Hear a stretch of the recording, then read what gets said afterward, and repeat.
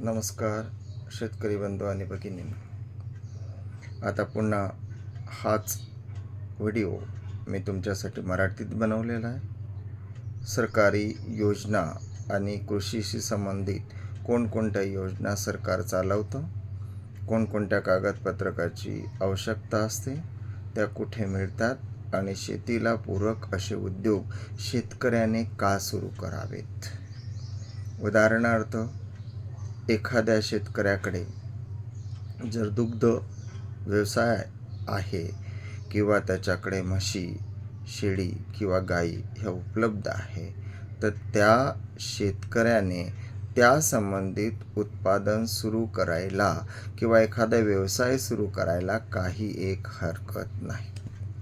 मग सरकार त्याला कुठल्या योजनेअंतर्गत मदत करते, तर त्यासाठी तुम्हाला दुग्ध आणि दुग्धजन्य पदार्थ बनवणाऱ्या व्यक्तीला सरकार फूड कॉर्पोरेशन ऑफ इंडिया, म्हणजे ज्याला आपण म्हणतो फूड मॅन्युफॅक्चरिंग युनिट किंवा कृषी विभाग, हा पूर्ण सहाय्य करतो.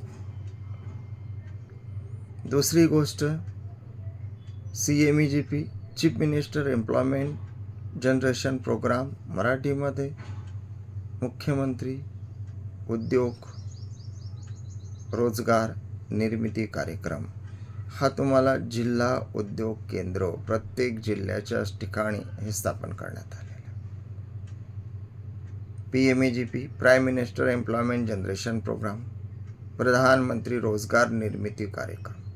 कागदपत्रकाची आवश्यकता, कुठल्याही व्यक्तीचं आधार कार्ड ज्या ठिकाणी तो राहत असेल त्याचा स्थायी पत्ता त्यावर व्यवस्थित असला पाहिजे. पॅन कार्ड व्यवस्थित असलं पाहिजे, म्हणजे त्याच्यावर नाव, पत्ता किंवा शॉर्टकट असं नाव असता कामा नये. नॅशनलाइज, जे राष्ट्रीयकृत बँकेमध्ये त्याचं खातं असलं पाहिजे. त्याचं सिबिल हे उत्कृष्ट प्रकारे असलं पाहिजे आणि त्यामध्ये असलेलं स्किल किंवा ज्यामध्ये उद्योग करण्यासाठीची असलेली प्राथमिक तरी माहिती पाहिजे. अन्यथा जिल्हा उद्योग केंद्रामध्ये त्याचं प्रशिक्षण हे उपलब्ध आहे. शेतकरी मित्रांनो, ज्या ठिकाणी पाण्याची उपलब्धता नाही, ज्या ठिकाणी अनंत अडचणी आहेत, ट्रान्सपोर्टेशन नाही, अशा ठिकाणी आपण छोटा मोठा उद्योग करून, अशा ठिकाणी आपण काहीतरी पर्याय निर्माण करून एखादं स्वतःचं ब्रँडिंग करू शकतो. आतापर्यंत भारतीय लोकांची हीच एक चांगली सवय आहे, ते दुसऱ्या ब्रँडिंगबद्दल बोलतात, त्याची अप्रत्यक्षरित्या जाहिरात करतात, पण माझ्या शेतकरी वर्गामध्ये निर्माण झालेला एखादा पदार्थ आहे, उत्पाद आहे, त्याविषयी थोडं पण बोलत नाहीत. शेतकरी जे पिकवतो त्यावरच आधारित एखादं प्रोडक्ट बनत असतं, हे तुम्ही लक्षात ठेवा. स्वीट कॉर्न तुमच्यापर्यंत पोहोचतं, मॅकडॉनल्ड तुमच्यापर्यंत पोहोचतोय, स्विगी तुमच्यापर्यंत पोहोचतोय, पण तुमचा एखादा कोल्हापुरी मसाला, खानदेशी मसाला, नागपुरी ठेचा किंवा इतर अनेक काही गोष्टी ह्या जगापर्यंत का पोहोचत नाही?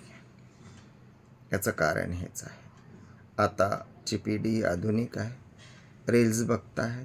तर रील्स बघण्याऐवजी एखादं उत्पादन हे कुठं विकलं जातं आहे, का विकलं जातं आहे, त्याला भाव कोणत्या महिन्यात मिळतो आहे, याचं जर तुम्ही मार्केटिंग केलं, याचा जर चांगल्या प्रकारे तुम्ही अभ्यास केला, तर तुमच्याही मालाला भाव मिळेल. शेतकरी वर्गाच्या आधुनिक पिढीला माझी हात जोडून विनंती आहे की त्यांनी आता बदलायला हवं. बदल करणं आवश्यक आहे. आज 50 एकर 500 एकर अशी शेती करू नका किंवा तेवढी शेती उपलब्धसुद्धा राहिलेली नाही आहे. परंतु सेंद्रिय शेती करा, दुग्ध व्यवसाय करा, शेळीपालन करा. गाईसाठी सरकार तुम्हाला 3,000 रुपये त्याचं पालनपोषण करण्यासाठी देत आहे. त्याचा सदुपयोग कसा करायचा, कुठं जायचं, या योजनेची माहिती घेण्यासाठी ग्रामपंचायतमध्ये तुम्हाला माहिती उपलब्ध आहे.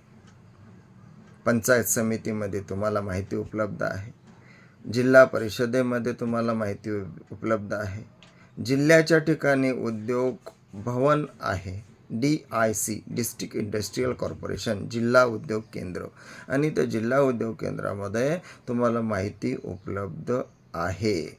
तर तिथे जा, व्यवसाय नंतर करा, नंतर अजून खूप साऱ्या उपलब्धी त्यावर आहे, इम्पोर्ट आहे, एक्सपोर्ट आहे, आणि आज खूप सारी जगाची दरवाजे हे उघडण्यात आलेले आहे व्यापार करण्यासाठी.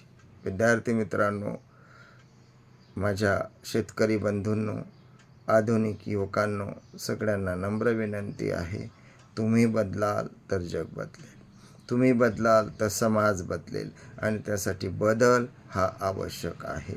तो तुमच्यापासून करा. पुढील एक योजनांची माहिती मी या सर्व भाषांमध्ये सुखदेवराव नामदेवराव खोडके SNK शेतकरी यूट्यूब चॅनलवर सर्व माहिती अपलोड करणार आहे. नक्कीच त्याचा फायदा तुम्ही घ्या. धन्यवाद.